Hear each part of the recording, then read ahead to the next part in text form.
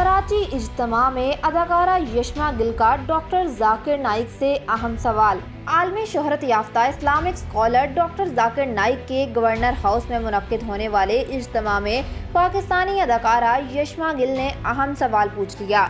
इन दिनों डॉक्टर जाकिर नाइक पाकिस्तान के दौरे पर हैं और गुज़िश्ता शब 5 अक्टूबर को कराची में गवर्नर हाउस सिंध में इज्तिमा का इनेकाद किया गया था, जिसमें अवाम की बड़ी तादाद ने शिरकत की। गवर्नर सिंध कामरान खान टेसोरी ने डॉक्टर जाकिर नाइक और उनके बेटे का भरपूर इस्तकबाल किया।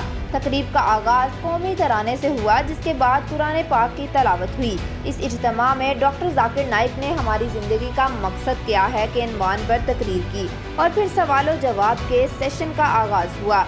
इस सेशन में सबसे पहला सवाल पाकिस्तानी अदाकारा यशमा गिल की जानिब से किया गया। अदाकारा ने डॉक्टर जाकिर नाइक को बताया कि वो माजी में लादीन हो गई थी और फिर वो डॉक्टर जाकिर नाइक के बयानात सुनकर वापस दीन की तरफ लौट आईं। यशमा गिल ने सवाल किया कि जब अल्लाह ताला ने पहले से ही इंसान की तकदीर लिख दी है तो इंसान के अपने इख्तियार में क्या है। अगर इंसान अपनी ज़िंदगी में सही या गलत काम कर रहा है तो इसका जिम्मेदार कौन है, क्योंकि हम इंसान तो यही समझते हैं कि तकदीर तो पहले ही लिख दी जा चुकी है।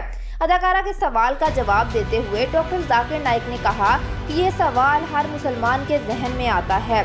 अक्सर लोग हिम्मत करके ये सवाल पूछ लेते हैं, जबकि कुछ लोग फतवे या खौफ की वजह से ये सवाल पूछने से घबराते हैं।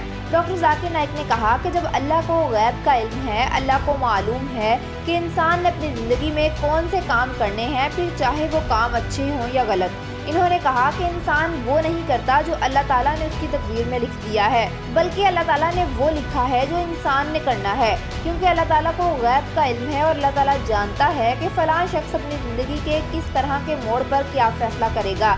डॉक्टर जाकिर नाइक ने मिसाल देते हुए कहा कि एक शख्स एक चौराहे पर खड़ा है, वहाँ से 4 मुख्तलिफ रास्ते निकलते हैं, तो अल्लाह ताला ने उसकी तकदीर में वो रास्ता लिखा है जो उस इंसान ने उस वक्त अपने सोच से चुना। यानी वो रास्ता अल्लाह ताला ने नहीं चुना, बल्कि इंसान ने खुद अपने लिए उस रास्ते का इंतखाब किया।